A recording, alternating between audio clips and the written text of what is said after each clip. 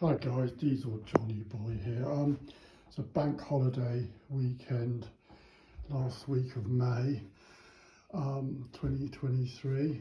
I went down the tip the other day, I'm taking some rubbish down there, and I saw this little Hilti TE104. It's a lightweight concrete breaker. It was just thrown in one of the skips that people chuck all the electrical products and bits and pieces like that. So I thought, oh, I'll fish that little baby out. It looked quite tidy. It wasn't all battered and scratched. It's all quite a tidy. The casing's always all good. So I thought, well, look, let's have a look and see if it goes. Someone might just got a cordless one. Everyone uses cordless breakers now, don't they? So maybe someone just got fed up. It's a 110 volt one and they've got a cordy one, so they just slung it out. It's an early 2000s model, so it's probably getting on for 20 years of age. But anyway, I thought nothing ventured, nothing gained. So we took it back home and we plugged it into the transformer, and it didn't work basically. The motor spun fine, but it wasn't doing the hammering action. So I thought, oh well, I might just chuck it out. But then I thought, I've always been quite interested in how these things work. So I thought, let's strip the little baby down and have a look. And so that's what I decided to do. But rather stupidly, I just thought, I was a bit blasé because I didn't really care if it went wrong, because I thought, well, I'll just take it apart. But what I should have done, I really should have got the parts diagram. I didn't know how easy that would be, and I was a bit impetuous, so I just started stripping it down. But if you do want to do this, I'd advise you to see if you can get the diagrams and the parts lists. So retrospectively, I've now got that. So actually just show you this. It's a Hilti. Hilti are really actually quite helpful. That's the details of Hilti. They're based up in Manchester, and actually were surprisingly really helpful.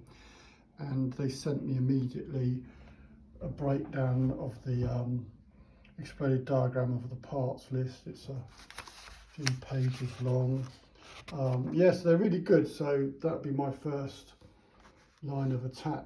If I do this again, I was a bit impatient. I couldn't be bothered, so I thought I'd just take it apart. It can't be that difficult. And to be fair, it did come apart all right, and I didn't break anything. But it's quite a clever design. That's the handle, the electrical part. It's only held together with 6 of these sort of crappy little self-tapping type screw things that just go into the plastic. Not self-tapping, they're like the ones that go into the moulded plastic. So yeah, it doesn't have like a metal screw thread type arrangement. It's just like these what you call very coarse threaded screws. So they hold it together. You've got the 4 that hold the casing in, and you've got another couple of small ones that hold the handle in place. And the handle just slides out. It's quite a clever design. And then you're met with this part of it here, and this is where this sits in there. That sits within there. So imagine that would have been on there like that.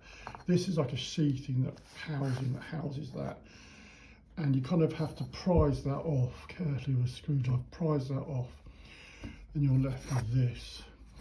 Inside this, you have the main tube assembly.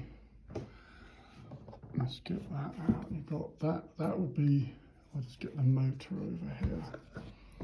There's a few other bits and pieces that sit inside there. Let me just see if I can show you. It's a bit difficult holding with one hand, my phone. So you've got this tube assembly. It's all held in with circlips and C-clips. There's a few of them. You can have a look on the diagram. Again, you can pause that if you want to have a better look.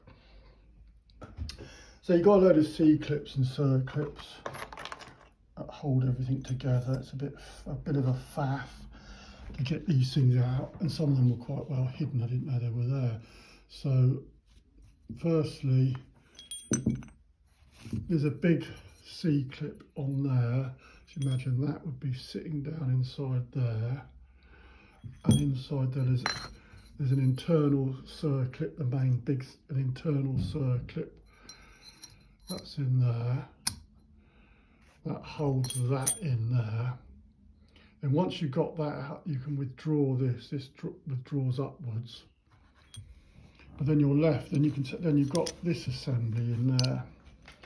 You've got a big rubber O-ring there. That's held in with a steel washer. And then to hold that assembly in place, you've got another one of these sprung C clips that sits down in there like that. So you've got to prise that out. I managed to save that one. Prise that out, and you can take all this apart. I'm going to change that seal. That's what I wanted to take. I'm going to change that seal.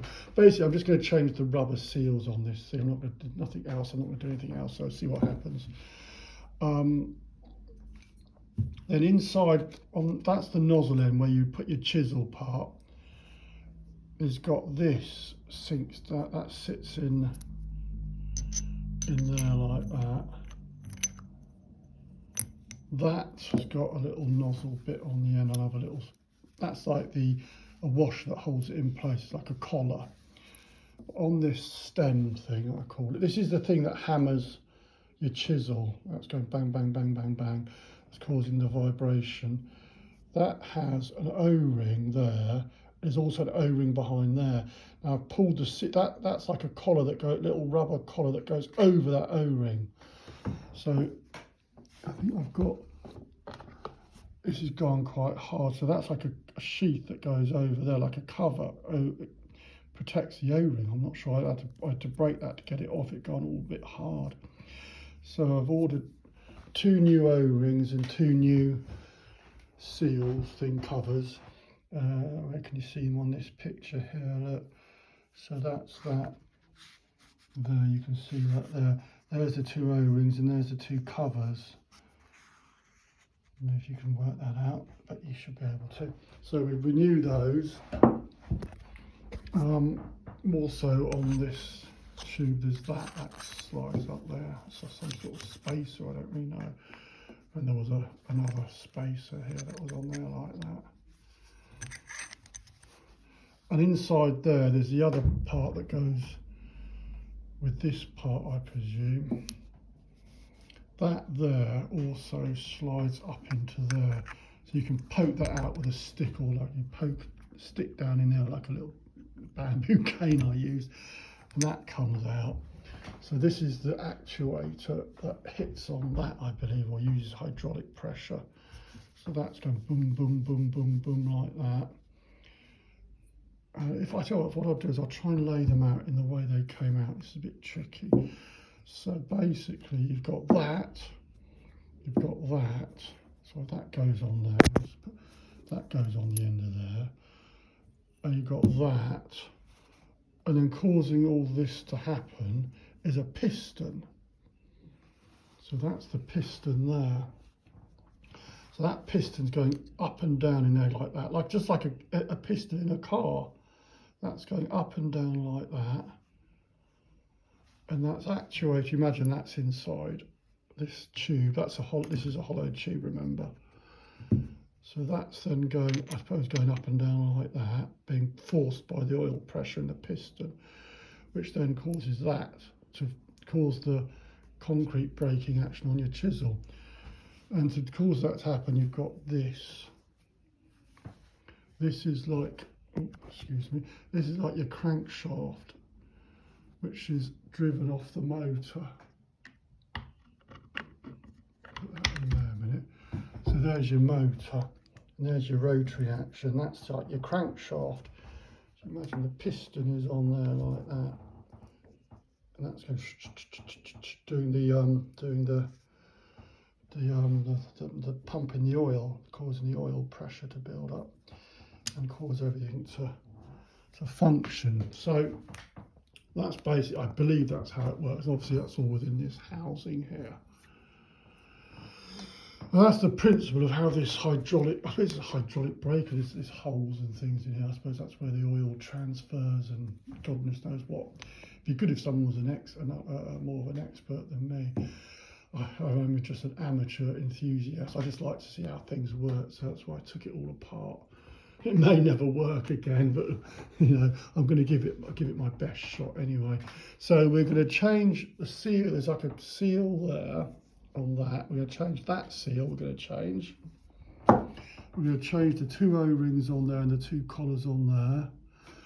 We're going to change the seal on the piston. These are rubber O-rings. We'll change the rubber, but that's still on there. It's a rubber O-ring. We'll change that. And we're going to put the new rubber seal for that as well. I'm hoping that will make, get it to function again. It's a bit fiddly. I've done a dummy run putting it back together. It's a little bit on the fiddly side because you've got to try. It's lining the lining when that goes back in. You've got to try and line it on that. It's all when it's assembled. I found that actually I should have told you, this is the oil filler, which you can't actually physically see, I don't think, when it's assembled.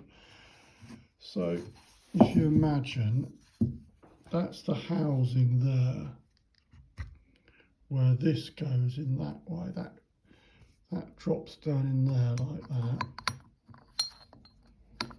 And that's held in with a circlip. That's where you need these long nosed ones. And then you've got to try and fiddle. You can just see, if you look down there, can you see that's like I suppose that's the bit equivalent of the big end on the crankshaft, and you've got to try and fiddle that over.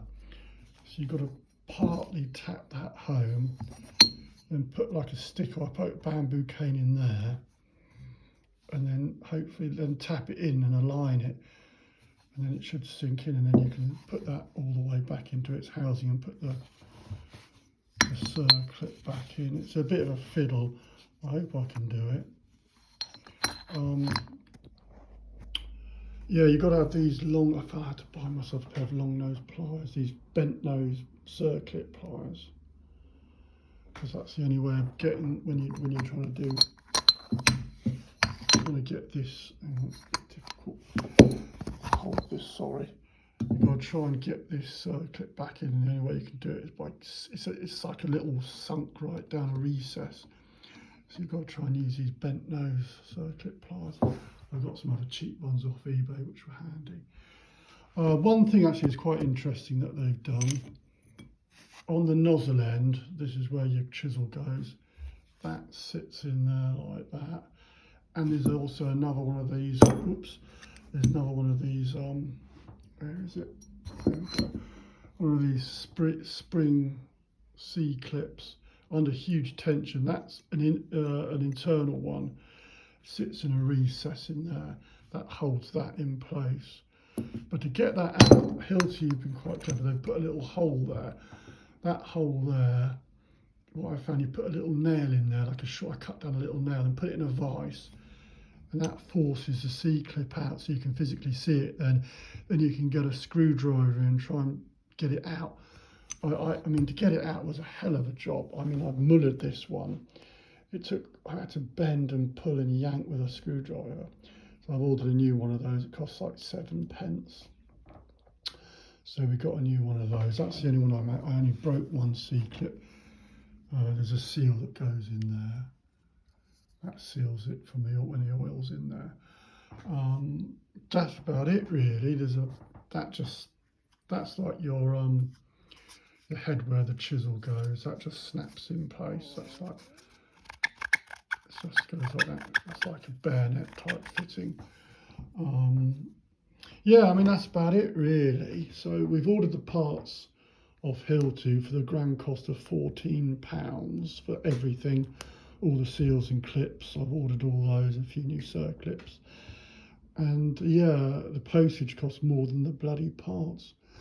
Where was it? We've got it here. I think the grand total was, what was that? Whole thing's £33.10. But Hilti are really helpful. So if you're in England or UK, that's the headquarters of Hilti. And then yeah, like I say, they send you over that. They sent me over all these exploded diagrams and all of the parts. They've got to come from Germany apparently. So, but there we go. Look, watch this space, because I'm going to try and get this little baby back together. So we shall see if I'm successful. There's a 50-50 chance, I reckon. But it's a bit of fun, isn't it? Keith gives me something to do, like I haven't got enough, have I? Anyway, guys, enjoy the rest of the bank holiday weekend. It's probably when you're watching the video, it'll be well over, but we'll get another one soon, won't we? Hopefully, we've got King Charles now. I wonder if we get the bank holiday every Monday, every sort of annual time when he had his coronation. Not sure if it's an extra bank holiday. Probably isn't. Anyway, sorry, I've been rambling here, aren't I? Anyway, over and out. Bye bye for now.